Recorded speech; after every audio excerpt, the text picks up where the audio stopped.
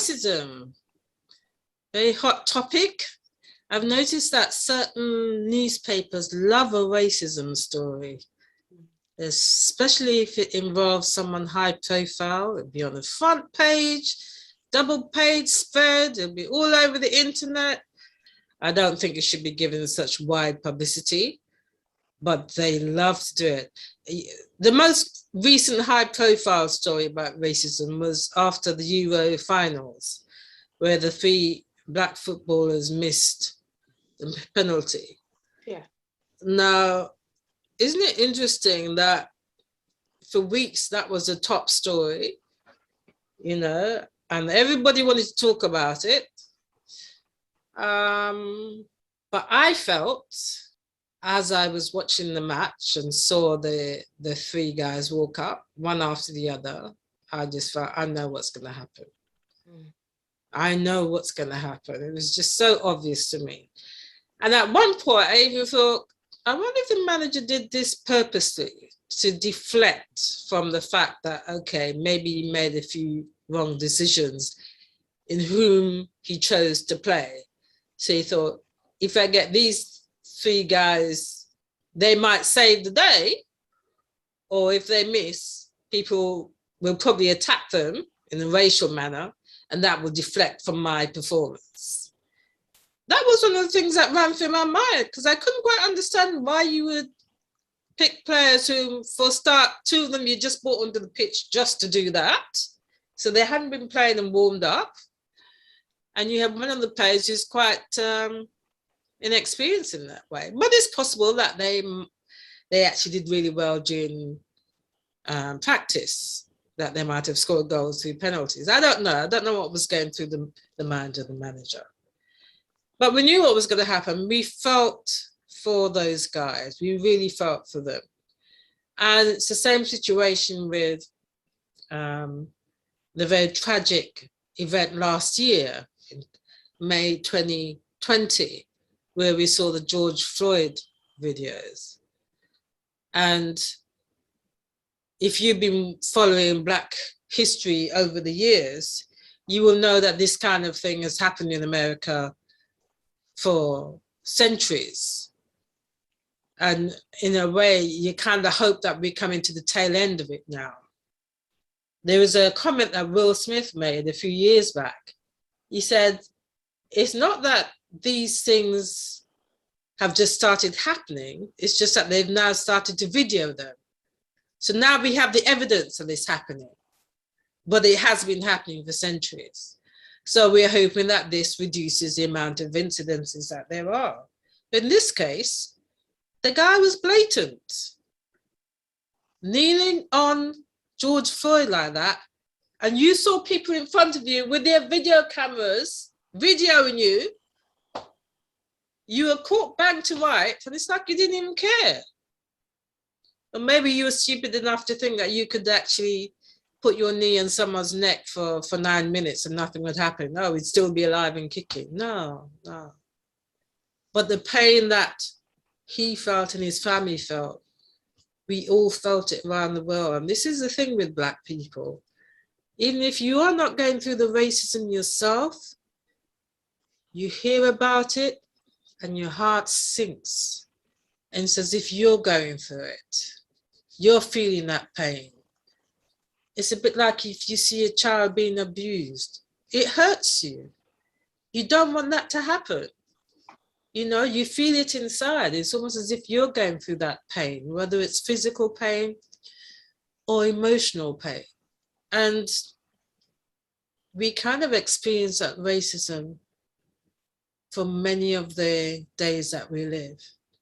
Even if we are not personally going through it, when we hear or we see someone else going through it, it's painful. There used to be a time when Black history lessons in the school were all about slavery. Now, I used to be a teacher once, and once I had to do a cover lesson. And guess what the topic was I had to cover? I'm going to say it was the most uncomfortable lesson I ever had, you know, because it was kind of sprung on me at the last minute, so I I couldn't change it around. I mean, thinking about it now, I know what I would do, but at the time I had to follow what was said. What are your thoughts on racism? I think it's very interesting, Dawn, as you was talking then, particularly towards the beginning of what you were saying, that a visual came to my mind, you know, particularly about British racism. I mean, I'm not saying it's different to American racism, but it kind of is a little bit, because they're happy to shoot you over there just because you're black. And we're fortunate over here because they haven't got the guns to do it in the same way, that we don't get done the same way. But I was reminded of the scratch card, you know, scratch card. It doesn't take much of a scraping of a coin on the surface for what is underneath it to come out. And that's what British racism is like. It doesn't need to have much to actually just bring it out. It just can be the slightest thing. And it's like, that's the position that they jump to. That's why we say, oh, no, that's why we say, I know what's going to happen here. We kind of know. And what I've been watching recently, it's a topic we talked about. So I just want to talk in the context, obviously, of this topic fully. It's Harry and Meghan. You know, that's the biggest story around racism around the royal family is Harry and Meghan, even the way they're being treated now. But the most interesting, the juxtaposition with Harry and Meghan having their baby, and deciding they wanted to give the baby a name which harks back to the Queen. Now wind forward just a few months, and then we have Beatrice having her baby a matter of days ago. And what does she do? The middle name is Elizabeth. So now the texts of those hypocritical journalists has changed, because they were deriding Harry and Meghan and saying, how dare you? Did you ask the Queen if you could do that? They really meant Meghan. Did you ask the Queen if you can do that? You know, and there's all kinds of protocols. Now that, and you'll see it for yourself, now that Beatrice has done it and put Elizabeth in there, they're going, oh, they're kind of following the fashion. I'm actually quoting, following the style of Harry and Meghan, and they've got a nod to the Queen. And, you know, we seem to got a nod to the Queen here. And, you know, how warm and fuzzy that is that she's done that. It's a nod to the Queen. Oh, so you were beating up Harry and Meghan and saying, how dare you? I wonder why that was. And now that it's, it's Beatrice, who blatantly said it's Elizabeth, you know, it's a nod to the Queen, sort of in the style of Harry and Meghan. Oh, the outcasts, you mean, because the wife is black? But and that kind of racism that this country has, they have the overt one, but I actually find the one that's a little bit underhanded more interesting than the overt one. So I find the ones that were overt, the football one, kind of knew that was going to happen. I knew it was going to come out, bam, bam, bam. But the actual papers, the media, you know, turning tail like that because they are so racist. They to say, you know, change the rhetoric a little bit, but actually it's a good sign of saying, well, what's the difference between Beatrice and her husband and Harry and his wife? What's the context there that you slate them all the time? And that's someone like Piers Morgan has said, you can say what you like about Harry and Meghan, even if they tell you that they've got mental health issues, you can tell them in print, on TV and in print, I think they're lying. Basically, you can say that about them. Why is it okay to say that about Harry? Is it because of his wife? And we all know the answer to that question. So to me, racism has got many facets to it. But the one thing about in the British one, I find that Americans, as I said before, they're more in your face with their racism. That's just there. But the ones over here, they try to be polite with it. So therefore, like a scratch card, doesn't take much to actually reveal what's there under the surface. And so, you know, dealing with it, you deal with it in the workplace, you deal with it in the media. And I put a comment on Black Lives Matter's London Facebook page about something that they were showing. They were showing, is it Givenchy? I don't know if you've seen it, but they've got this noose necklace. It's actually a noose. And the model was wearing it on the catwalk. So they were saying, now the people are saying, you know, why are you doing this? And I just put one comment on it because I took it from a song. I know Victoria likes songs. So, and I just changed it slightly in one bit. I said, and the beating goes on. That's all I put. Because to me, it's like, what's new? If it's not one angle, they'll take another angle, and they're still trying to either beat us down or whatever it is, to put in a notch, stay away from it? Why do you have to call controversy or try and get your ratings up on the back of racism? Because basically they don't think that we matter, and it hasn't changed. The beating was flesh beating with things. The beating was the lynching. The beating now is in the media, so they can't beat us, with wits and things, and they can't throw us on the news, but they'll put that thing in there, which is like the psychological torturing, the gaslighting, all of that, because they know that we'll sit and talk about those things. And one thing we will be, if we're conscious, BAME and Black people, is we'll be hurt. So they're beating us again, but now they're doing it psychologically and emotionally. And I'm definitely very tired of racism. Yeah. Victoria. Yeah, it's an interesting one. I think my book, which is being developed and taking a lot of emotion out at the moment of me, which my co-author is Carol Tomlin, which you know. There's a fundamental part in the book which is seen as integral and an element of brilliance, is where I make the connection between the big house. And I won't give a lot away, but it's about the big house, and it's about how the woman of the house, which is the plantation house, and how that in itself is controlled. So if you knock on the door to the big house, the door opens with a woman who happens to be white. If you bring that into the workplace, you go into the house, and you think, wow, I'm a woman, you're a woman. Let's share some of the resources. But of course, the woman who's in the house, the resources are just for somebody looking like her. And so they go about the way of dehumanizing the Black woman. And so they become dehumanized.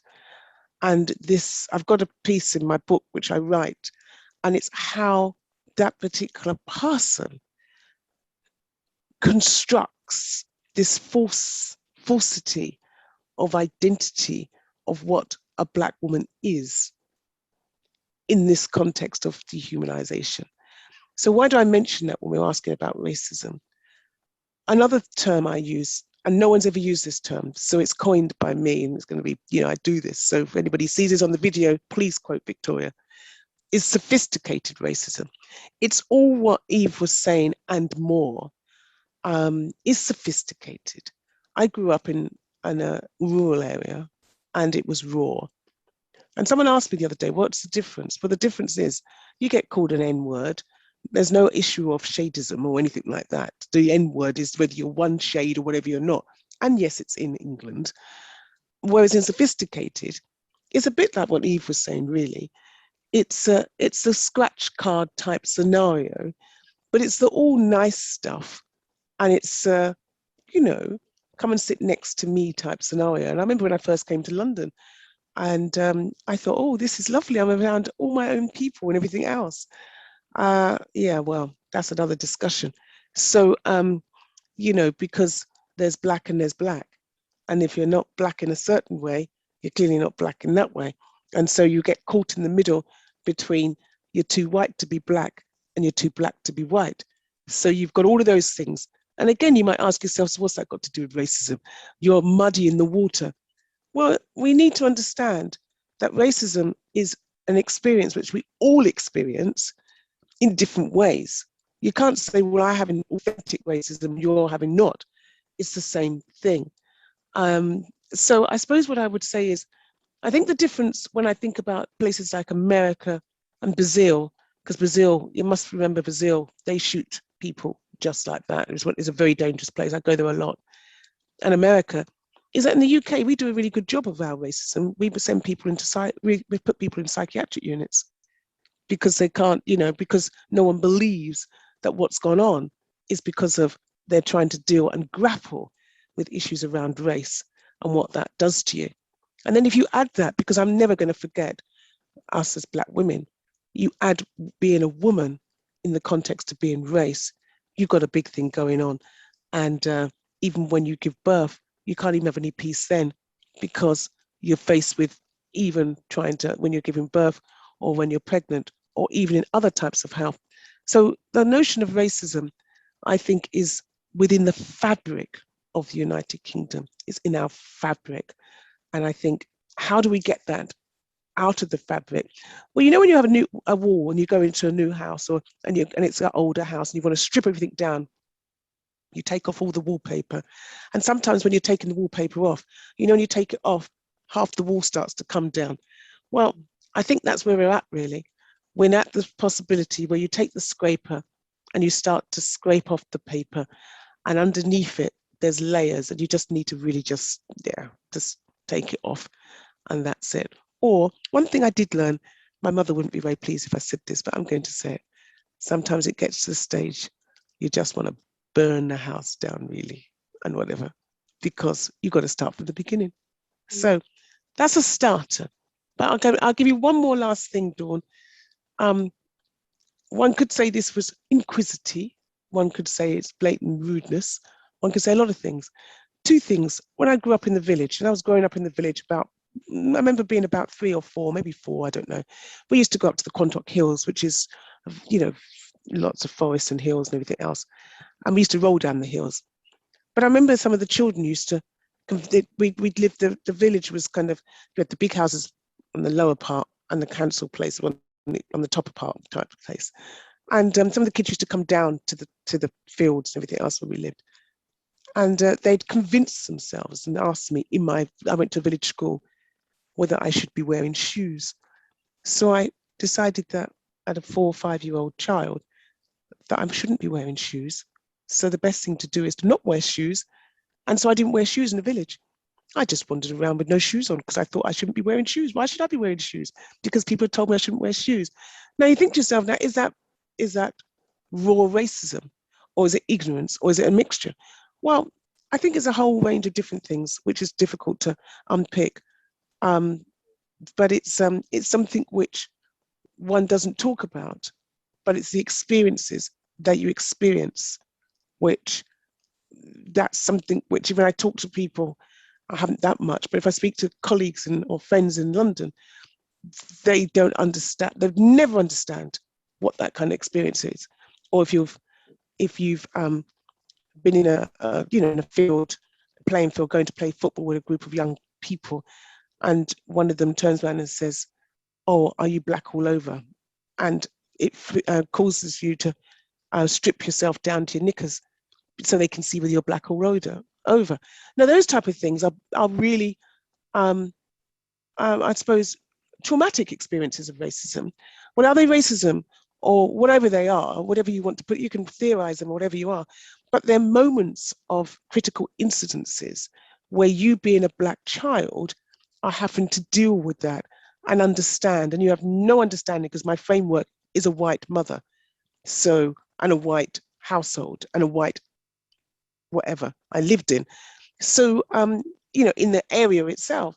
So then where do you find your framework with that? You internalize it. You have 2 ways of doing it. You either internalize it or you fight. So and that is to do with how you manage everyday racism. And that's why the title of my book is Managing Everyday Racism, because it's not something which you've just seen, like you've both said, whether it's to do with Meghan or whether it's to do with George Floyd, or whoever it is how you manage it. And some people, they kill you for it because they just can't stand the fact that who you are. Where I live, just the other day, I was walking my dogs, which I'm going to be doing after this. Someone shouts out and calls me the N-word. And they drove by the side of me and called me the N-word. So I looked at them and I'm very good at dismissing. I just carried on walking. I thought, do I want to really entertain them or just carry on walking? And as I carried on walking, they just had to just drive on. What am I going to say to them in the dark? So back to you, Dawn. In context, I should say that Victoria was adopted as a baby by a white family. So that is why she speaks about the big house and the white mother, and being in a rural village in the UK, it seems that she had some traumatic and also interesting experiences. And we did a video on this, didn't we, Victoria, where you gave details about this. I'll put a link to that, where Victoria tells us about her life. Okay, the other question I wanted to ask is, what makes a person racist? I want to try and get into the mind of the kind of person that says, white lives matter, or what's the fuss about George Floyd, or why don't we have White History Month, or I just don't like black people, but you're all white, you know, or I'm not racist, I have black friends, but yeah, I'm saying the most racist things possible. Or I'm married to a black person, but I'm not racist, but I'm saying very questionable things. What makes a person racist? I would say, can I just quickly say something before I say what I'm going to say to what the question there is, that off the back of what Victoria just said, is that, you know, racism comes out in many ways, as you say. So there, you know, there was racism in the countryside, and there was lots of racism in metropolitan type cities like the city I was brought up in, Birmingham, the second city. And there's lots of racism in London, and it's not even the rural bits. It's in people, and it's also propagated by people who are small-minded, bullies, ignorant, unforgiving, because of course we came over here and stole their girls, and we stole their jobs. Go figure that one out. And also, it's, to me, it's a habit as well. Many people have a habit, and I read something recently from Facebook. I can't remember whose page it was on, but it was really about, if we want to solve the situation, it might be Master Dixon's page. If we want to solve the problem of racism, black people can't do it alone. Yeah, people can't do it alone. We need the others to join us. Now, the number of people from the other side who are white, there's only a small amount who will stand with us. We saw that with George Floyd. The whole world sort of got up and said, we're going to stand with this man if what's happened to him, because they were so horrified. We need people to be horrified about racism still being around. You know, we're supposed to be modern now. We're supposed to be saying we're supposed to be inclusive. How can there be any place for racism? Well, there is, because you have small-minded people, you have those bullies who want to put other people down, and they want to bring this historic thing and just keep going on it. And because it gives room to people who are white to get more things, to get in somewhere more easily. There's a systemic aspect where people who are white will get places, but then you'll see that there's data that shows you turn up to maybe going for a job, you're still going to be less likely to get that job than a white person who turns up with your name.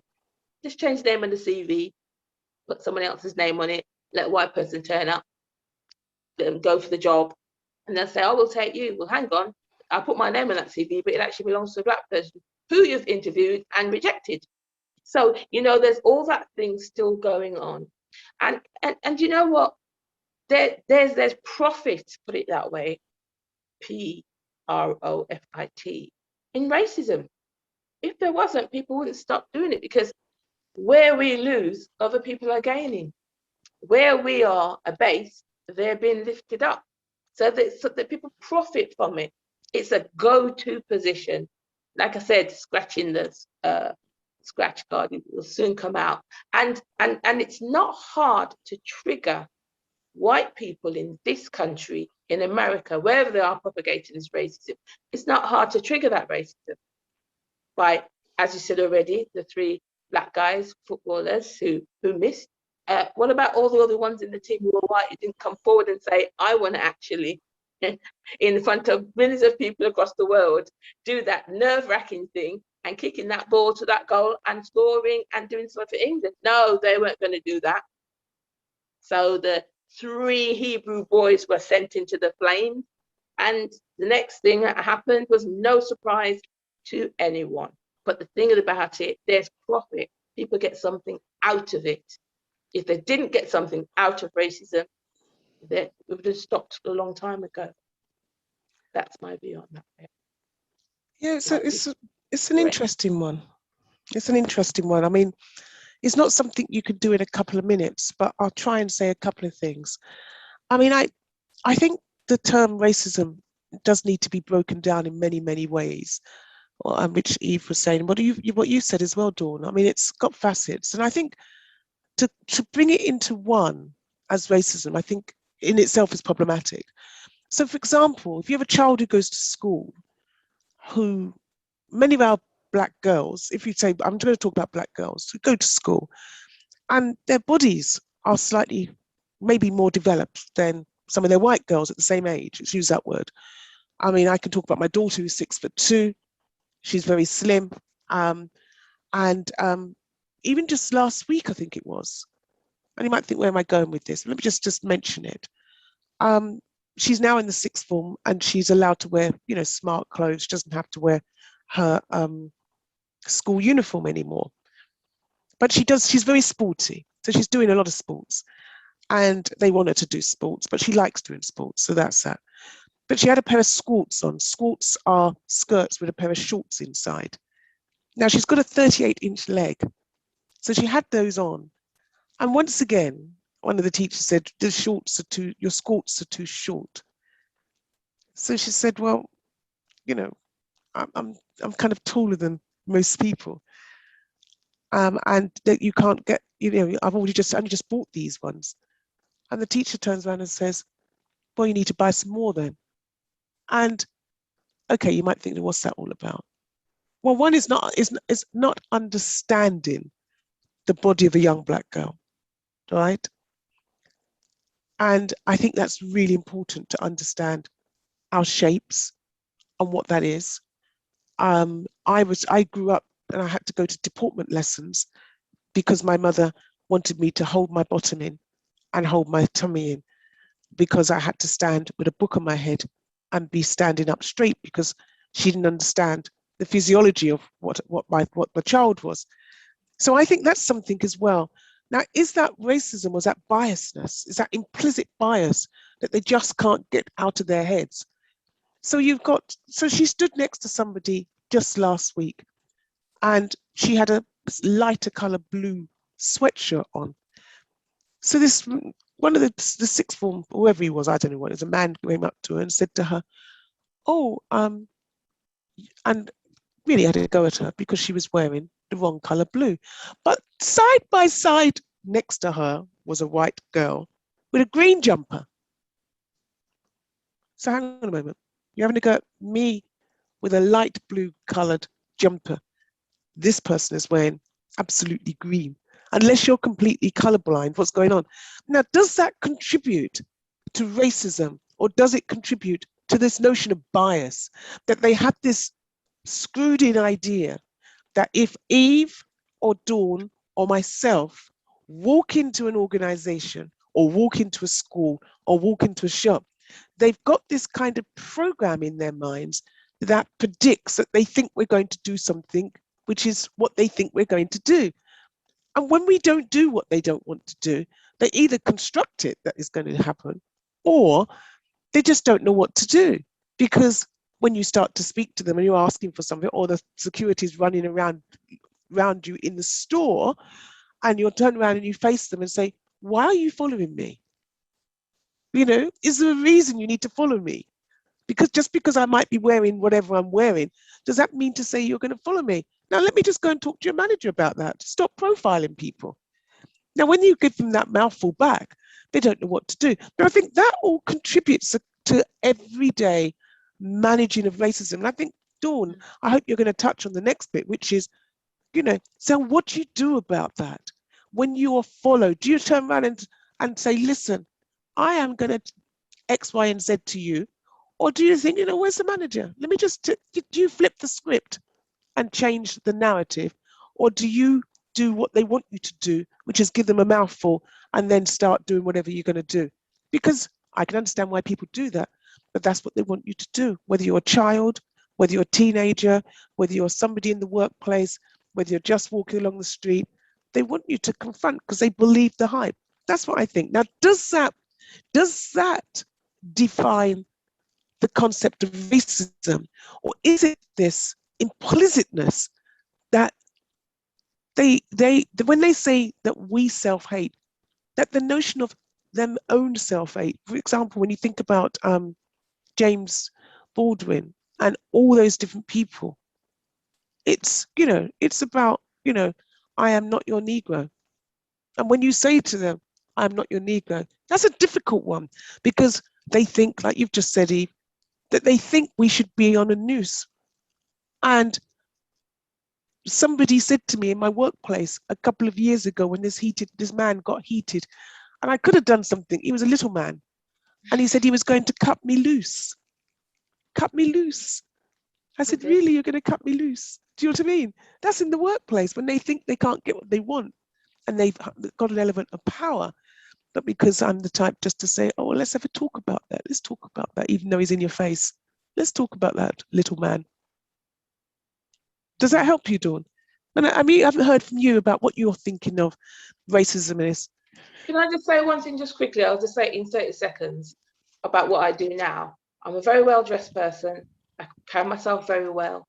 But when I go into places now, like for example, I'm going to work and I pop into Marks and Spencer's on the way to get a sandwich and all those kinds of things. I'm doing things now with things I've seen on Facebook and all the rest of it and what happens and how, you know, Black people are profiled that I never used to do before. I'm very conscientious. I do recycling and that. So I don't always take a receipt because, you know, when you use your card and you just tap it, you don't need when it asks you. But now I say yes. And why I say yes is I have a small bag, I put those things in it and I put the receipt on the bag just in case I'm thinking, if anyone's going to stop me by the door and say, I don't think you've paid for those things, I can pull that receipt out and say, there you are. Now, it may be about £10 of food and stuff, but you'll see in the little bag that I use, at the bottom of it, I just throw a number of receipts in the bin because I'm doing that because what I see in the media and what I see about true stories, how about we're still being profiled and dealt with that. For a little £8 or £10 sandwich and bits that I've taken, they may stop me at the door where everyone can see me that you stopped me and say, I don't think you paid for that. Now, you can't see that from my card that I paid for it, but my receipt is there now because I'm taking action for myself to say, in advance, this is what I'm doing, Victoria, in advance, what if, so the what if, I'm answering it myself, I have, right? So what if this happens, I have my receipt handy that I can whip out. And I'm doing that each time I go there and to other places because I've got my defense already ready. I'm going to say, here you are, why did you stop me? Now, I'm in my 50s, 2 years coming to my 60s, and this is how I'm living in this country that I was born into. It's disgrace, but it's a reality. And the interesting thing is that's how a lot of us live when we go to the till. And that very polite machine says, would you like a receipt? And then I think, I'm Black, yes, I need a receipt. Just in case they decide that, oh, we haven't seen you pay, you know? And it's a fact of life. It's one of those things we have to do. So yeah, we like to, we believe in recycling and all that, but we also need to protect ourselves. Exactly, thank you. I think in terms of the type of people, why people are racist, I remember hearing someone say to me, people are racist because they're jealous. They're jealous of who you are. And even if they feel that they have more than you, they still know that you have the talents and the abilities that you can actually rise pretty far. And they're trying to pull you down with name calling, helps to big them up, makes them feel good for a moment, but they still know that you have the talents and abilities that could actually rise above them. That's one point to note, and that does apply to quite a few people, especially those who are most hateful. When it was discovered that Black people had a talent for music in America, because there was a time when the only types of music that they were listening to in America was those hymns that were coming from Europe.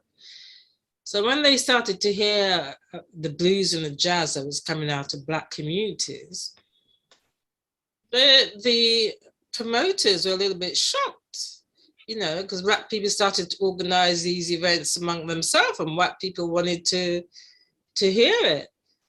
But then they thought, okay, let's make some money out of these people. So that's why they started to promote the jazz and the blues musicians, because they wanted to make money out of us. So here we have another form of exploitation.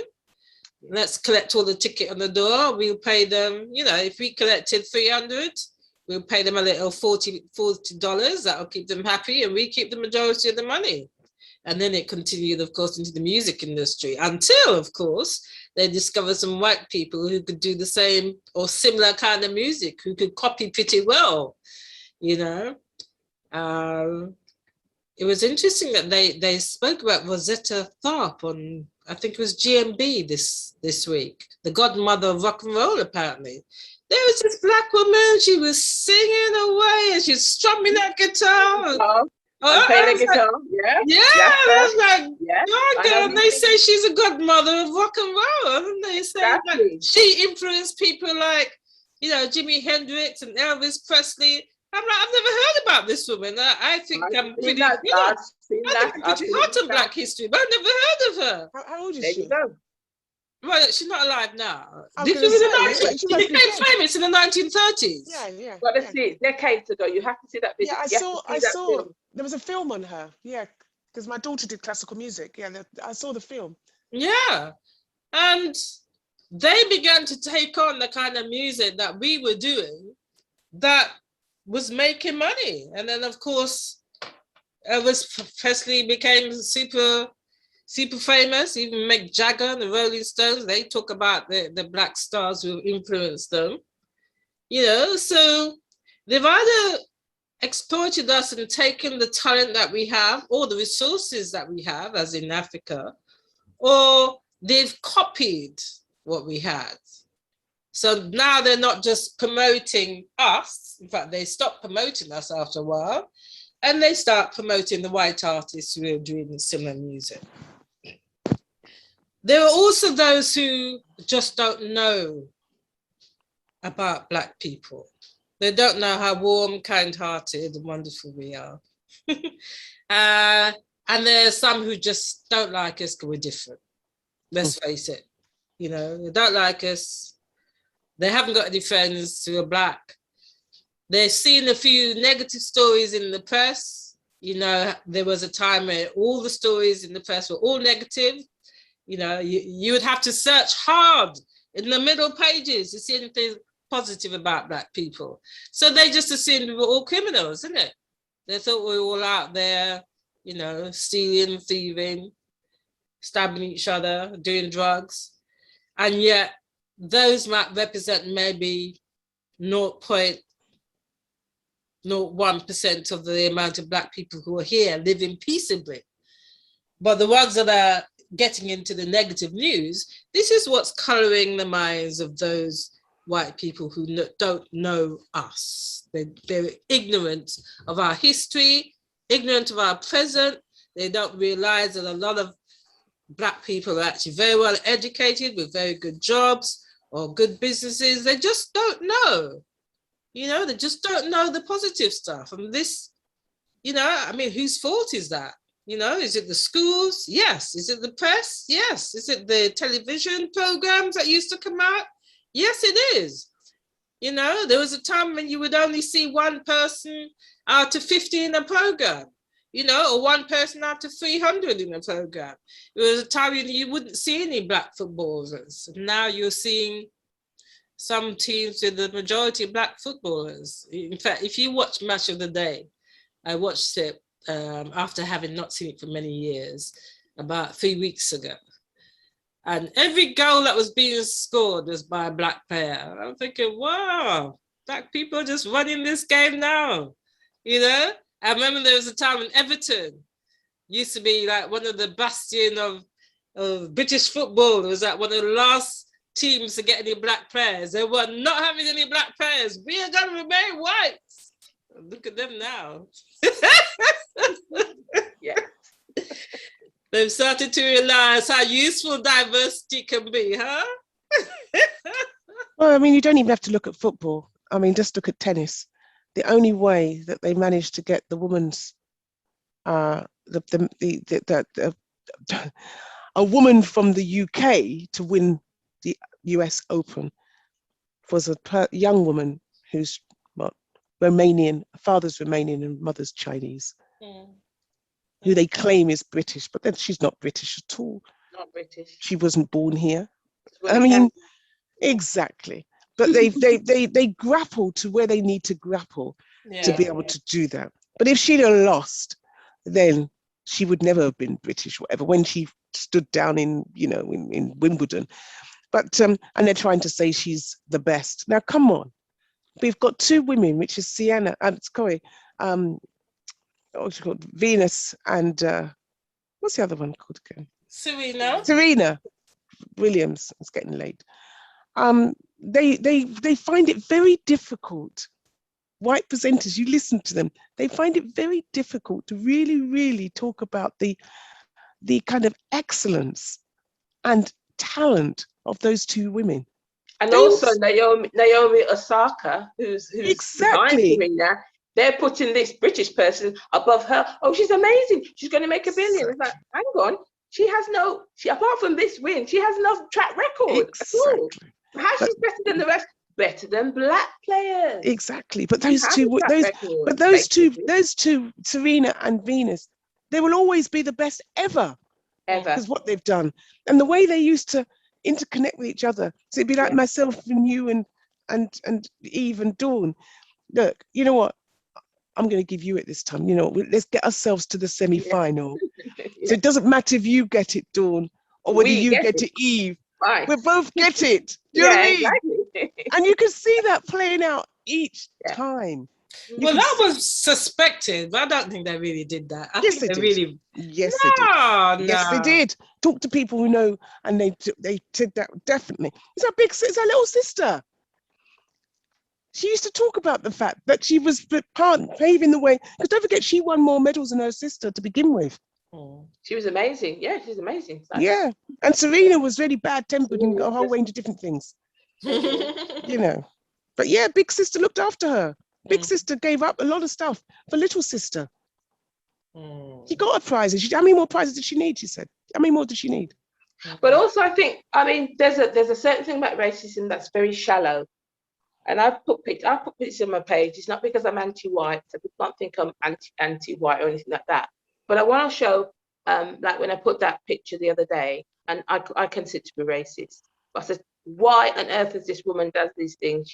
She's made her lips so big and puffed up with stuff like this. And I put, what is this about? I'm putting that because I'm saying it's insulting to black people to think, to create yourself like that, go around, and then you're tanning yourself and you're making yourself, looking, because you think that's what black people look like, but actually God never made us looking like that. Our lips are wide, but they're beautiful, not looking like an atrocity.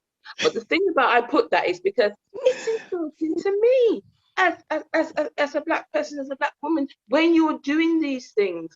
I feel when I walk, and I'm on the borders of Essex, when I see you walking around with your lips filled and your tangerine, because you think that's black, and gotta get a tan on and that. It's like, I would go certain places and get beat up for having a tan. Yet you're walking in these places where we used to get beat up with your tan on and with this, and some of them have fillers in their behinds, and I've seen that with my own eyes, thinking, oh my goodness me, what on earth?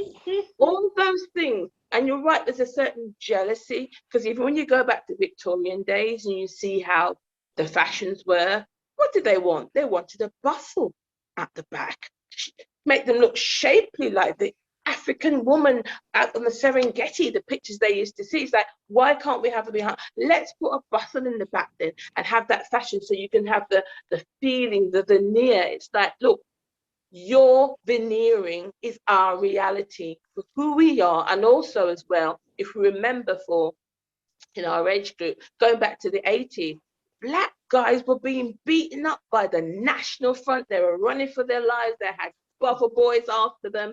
And it doesn't matter what city it was in the UK, it was happening to our black brothers. And they would share those stories. I read them on Facebook. I'm thinking it happened everywhere, running for their lives because, and sometimes they would stand by, but other times they have to be running in this country simply because of the same skin you're trying to replicate and the same features and all of that. Now, I'm not saying that people can't do what they want to do. If they want to put fillers in, but I still question, why are you doing it?